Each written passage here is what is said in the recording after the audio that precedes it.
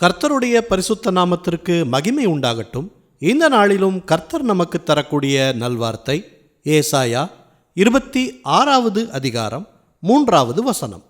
உம்மை உறுதியாய் பற்றி கொண்ட மனதையுடையவன் உம்மையே நம்பியிருக்கிறபடியால் நீர் அவனை பூரண சமாதானத்துடன் காத்துக்கொள்வீர்.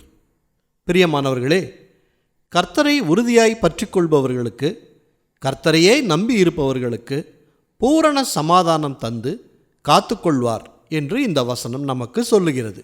உறுதியாய் பற்றி கொள்ளுதல் என்பது தொடர்ந்து விசுவாசத்தில் நடப்பதை குறிக்கிறது.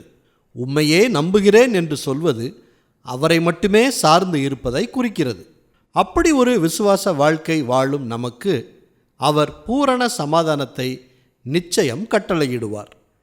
ஜெபிப்போமா. நல்ல தகப்பனே, இந்த நல்வார்த்தையை தந்ததற்காக நன்றி செலுத்துகிறோம். இன்றைக்கும் உம்மை உறுதியாய் பிடித்து கொள்கிறோம். உம்மை மட்டுமே 100% நம்புகிறோம். இந்த உலகம் தரக்கூடாத சமாதானத்தை நீங்கள் தந்து இருப்பதற்காக நன்றி.